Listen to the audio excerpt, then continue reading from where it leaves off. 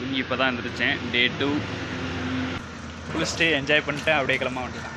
நான் சொல்கிறேன், இது வரைக்கும் இவ்வளோ ஜாலியாக இவ்வளோ அருமையாக நான் குளித்ததே இல்லைங்க. எப்படி இருக்கு பாருங்கள். ஸோ லிஃப்டே வந்து கொடுக்க மாட்டாங்க, என்னன்னு தெரில. சரி கூட பிடிச்சிருமா? நார்மலாக பேசுவாங்க, கோயம்புத்தூர் வந்து கொஞ்சம் இதாக பேசுவாங்க.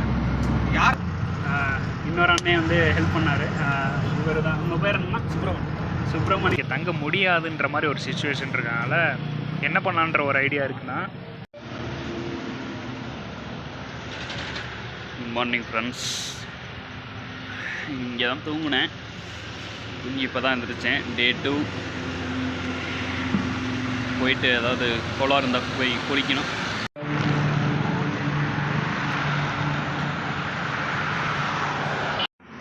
இங்கே வந்து சுவிட்சஸ் இருக்குது. அப்படியே இங்கே ஆப்போசிட் பார்த்தீங்கன்னா இங்கே ஒரு தொட்டி இருக்குது, பைப் இருக்குது. சுவிட்ச் ஆன் பண்ணி தான் குளிக்கணும்னு நினைக்கிறேன். சரி, ஓகே, போய் குளிச்சு பார்ப்போம். எது சுவிட்ச் அமுக்கிறது?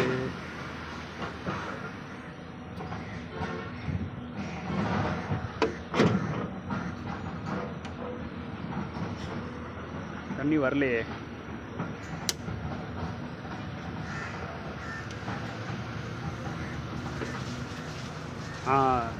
தண்ணி வந்துருச்சுங்க. குளிக்க வேண்டியதான்.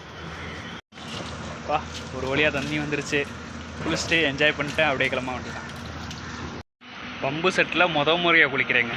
என் வாழ்நாளில் சொல்கிறேன், இது வரைக்கும் இவ்வளோ ஜாலியாக இவ்வளோ அருமையாக நான் குளித்ததே இல்லைங்க. இவ்வளோ சூப்பராக இருந்துச்சு. பார்த்தீங்கன்னா ஃபுல்லாக காட்டுறேன் மாதிரி. இவ்வளோ சூப்பராக எல்லாத்தையும் நான் துவைச்சி அப்படியே காய போட்டிருக்கேன். நான் ஃபுல்லாக வந்து மரம் தான், பக்கத்தில் ஃபுல்லாக ஒரு மரம் தான். ஃபுல்லாக மரத்தில் நடுவில் தொட்டியில் அப்படியே இயற்கையாக அப்படியே குளிச்சாச்சு. Welcome back guys. நீங்கள் பார்த்துக்கிட்டு இருக்கிறது தமிழ் சர்வைவர். ஒரு இது பம்பு செட்டில் குளித்து முடிச்சுட்டு அப்படியே நம்ம கிளம்புறோம். காலையில் எந்திரிச்சிட்டு கொஞ்சம் ரெடி ஆகிட்டு இப்போ தான் பம்பு செட்டில் ஒரு இடத்துல குளிச்சுட்டு அப்படியே நம்ம போயிட்டே இருக்கோம். திண்டுக்கல் நோக்கி போயிட்டுருக்கோம். ஸோ போய் ஸ்டார்ட் பண்ணலாமா?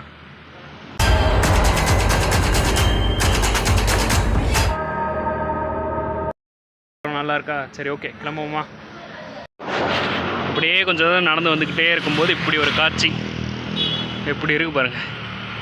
சூப்பராக ஹைவேல நடந்து வந்துக்கிட்டு இருந்தேன்.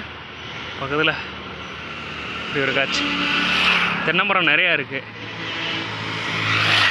போயிட்டு எதாவது இளநீ எடுத்து சாப்பிட்லாமா? கிடைக்குமான்னு தெரில, ட்ரை பண்ணி பார்ப்போம்.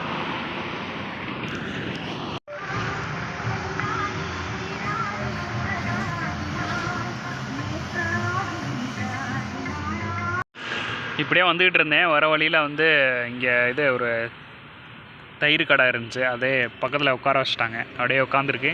உட்காந்துட்டு அப்படியே ரெஸ்ட் எடுத்துகிட்டு கொஞ்சம் நேரம் கழிச்சு அப்படியே போயிட்டே இருக்கலான்ட்டு கொஞ்சம் நேரம் ரெஸ்ட் எடுப்போம். நிறைய பேர்கிட்ட லிஃப்ட்டு கேட்டிருந்தேங்க. லிஃப்ட்டே வந்து கொடுக்க மாட்டாங்க, என்னன்னு தெரில. சரி, ஓகே, என்ன பண்ணுறது, நம்ம நடந்தான்னு சொல்லிவிட்டு நடந்து எவ்வளோ தூரம் வந்துட்டேன். ஆக்சுவலாக அங்கே மேகி வந்து நான் நிறைய ரெடி பண்ணி வச்சேன். அதை வந்து சும்மா ஊற போட்டு தான் இப்போ இது வரைக்கும் சாப்பிட்டுக்கிட்டு இருந்தேன். இந்த மோரை வந்து விற்றுக்கிட்டு இருக்காங்கல்ல, இந்த அக்கா என்ன சொல்கிறாங்கன்னா, நான் வந்து உனக்கு சொல்லித்தரேன், இந்த மாதிரி நீ ட்ரை பண்ணு, நல்லா வேக வச்சு நீ சாப்பிட்றலாம் அப்படின்றாங்க. சரி, எப்படி சொல்கிறாங்கன்னு நம்ம ஃபுல்லாக பார்ப்போம். அதை பார்த்துட்டு அதே மாதிரி நம்ம ட்ரை பண்ணுவோம். சும்மா அப்படி கீழே வச்சு வந்துருக்கீங்களா? கொஞ்ச நேரம் பிடிச்சிங்கன்னா இந்த பேப்பரில் இல்லைக்கா, இப்போ வந்து 2-3 கல் இப்படி வச்சுட்டு மத்தியில் நீ வச்சுட்டு அந்த பாத்திரத்துக்கு மேலே வச்சுருக்கணும். அப்படியே பிடிச்சிடும். அவ்வளோதான். நீ சூடை வாங்கிட்டு இது வாங்கிட்டு பேப்பர் வச்சு வச்சு அழகாக பிடிச்சிடும். இது மேலே வந்து சின்ன சின்ன கல்லா இது இந்த இதுவாக போட்டு மரக்கன்றா இந்த இப்படி விறகு. ஓ, விறகு போட்டால் பிடிச்சிருமா? விறகு வச்சாலே பிடிச்சிடும். தூசி இது இந்த மட்டை இருந்துச்சுன்னா அப்படி மட்டையை வைங்க. இல்லைன்னா அப்படி கட்டையை போட்டிங்கன்னா கட்டையிலையும் பிடிச்சிக்கிறோம். ஓ, இல்லை, கட்டை பிடிக்கிற கொஞ்சம் லேட் ஆகுது. அதான் பார்த்தேன். உங்களுக்கு தூளாக எங்கே போவீங்க? இப்படி தான் கிடைக்க முடியும். பார்த்தீங்கன்னா அந்த பிடிச்சா அது எரிஞ்சிக்கிறோம். உங்களுக்கு தண்ணி சூடேற வரைக்கும் அடுப்பு தெரியுங்கள? ஆமாம் ஆமாம். தண்ணி சூடேறணும். ஓகேவா? அவ்வளோ முடிஞ்சு. அதில் 3 கல்லை வச்சுட்டு நீங்கள் இப்படி பற்ற வைக்கணும். சரிக்கா, தேங்க்ஸ்க்கா. அவ்வளோதான்.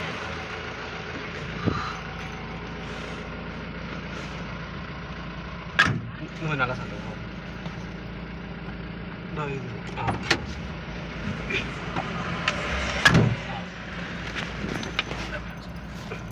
அப்படியே வச்சுருவான், சும்மா அப்படியே வச்சுருவான். டோல்கேட் பக்கத்தில் வந்து ஒரு அண்ணன் ட்ரிப்ட்டு கொடுக்குறேன்னு சொல்லிட்டு வந்தார். ஐயா போகலாம், போயிட்டு டோல்கேட் அங்கே போய் இறங்கிட்டு அங்கேருந்து ஒரு திண்டுக்கல் வரைக்கும் வந்து ஒருத்தவங்ககிட்ட லிஃப்ட் வாங்கிட்டு தான் போகணும். ஸோ அந்த மாதிரி தான் இருக்குது. இல்லைன்னா என்ன பண்ணுறது, நடராஜா தான், வேறு மாதிரி தான். பார்ப்போம், அடுத்து போயிட்டு இறங்கிட்டு நான் பேசுகிறேன். சும்மா அப்படி வச்சுருக்கேன், நான் 2 நிமிஷம் பேசிக்கிட்டே இருக்கேன். அதெல்லாம் இப்போ கோயம்புத்தூர்லாம் நாங்கள் கோயம்புத்தூர் வாசல் தனி, அது ஒரு டிஃப்ரெண்ட்டு லாங்குவேஜ், அது தனியாக வரும். அங்கே சின்ன பசங்களும் சரி வாங்க போங்க, அந்த மரியாதை அங்கே கரெக்டாக வரும். கோயம்புத்தூர்ன்ற இந்த கொஞ்சம் வாடிப்பட்டியிலேருந்து கொஞ்சம் மாறும். இது அதாவது நம்ம தமிழோட கோயம்புத்தூர் லாங்குவேஜ் தான் கொஞ்சம் இது தன்மையாக பேசுவாங்க. மற்றபடி ஒரு எல்லா இடத்துலையும் ஒரு நார்மலாக பேசுவாங்க. கோயம்புத்தூர் வந்து கொஞ்சம் இதாக பேசுவாங்க. யாராக இருந்தாலும் சரி வாங்க போங்க, என்ன பண்ணுறீங்க, எல்லாத்துக்கும் அது மரியாதை கொடுத்து பேசுவாங்க. திண்டுக்கல்னா கொஞ்சம் டிஃப்ரெண்ட் மாறும், அவ்வளோதான். திருநெல்வேலினா வாழை போடின்றாங்க, எல்லாத்தையும் எல்லாம் போட்டு பேசுகிற மாதிரி பேசிடுவாங்க. ஜாலியாக பேசிக்கிட்டே போகிறோம். அது எல்லாத்துக்கும் ஒரு டிஃப்ரெண்ட் மாறும். ஆனால் இருக்கிறதுல ரொம்ப லோக்கல் வந்து சென்னை தான். சென்னைனா என்னன்னா, நான் 2-3 வருஷம் அங்கே இருக்கும்போது ஃபுல்லாக வந்து ஆஃபீஸில் இருந்தேன். அங்கே வந்து யாருமே எதுவுமே கண்டுக்க மாட்டாங்க. என்னம்மா சாப்பிட்றியா எல்லாம் பார்ப்பாங்க. ஒரு சிலருக்கு வந்து அந்த இது வராது, அந்த உணவு இது நடப்பு வராது.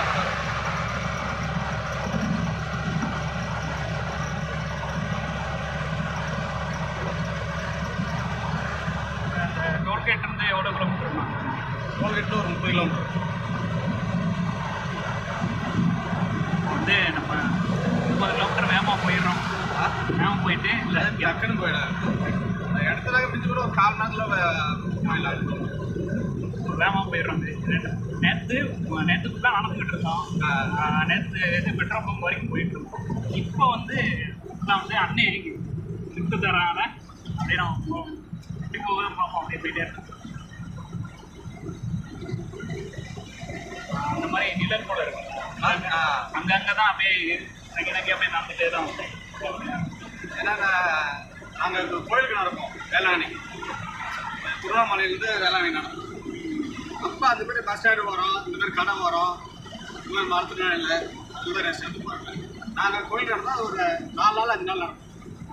நல்லா நடந்தாங்கன்னா 3 நாள் நடப்பாங்க. கொஞ்சம் இதாக நடந்தாங்கன்னா 4 இல்லை 5 நாள். இப்போ இவங்க இதுக்கும் நடக்கிறாங்க பழனிக்கு. ஆமாம், பசங்க ஒரு 4-5 பேர் வந்து நடந்தாங்க.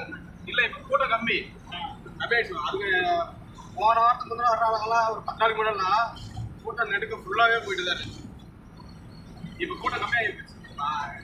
இந்த வாரத்தோட முடிஞ்சிடும்னு நினைக்கிறேன். இப்போ நான் நடந்து வந்துருக்கும் போது ஒரு 4-5 பசங்க கையில் வந்து ஃபோன் வச்சுக்கிட்டு, அந்த பவர் பேங்க் அதை வச்சுக்கிட்டு காலில் செருப்புலாம் தானே போனோம். ஃபுல்லாக வந்து போயிட்டு இருந்தேன், நடந்து இதே போனேன்.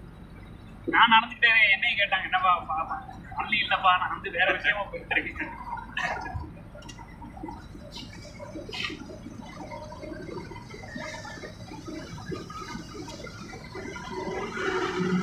உங்களுக்கு முன்னாடிலாம் நல்லா கூட்டம், நல்லா ஜெயின்னு போயிட்டு. இது எதுக்கு நான் ஹைவே சூஸ் பண்ணேன், நான் அந்த மாதிரி ஹெல்ப் பண்ண நிறைய கிடைக்கும்.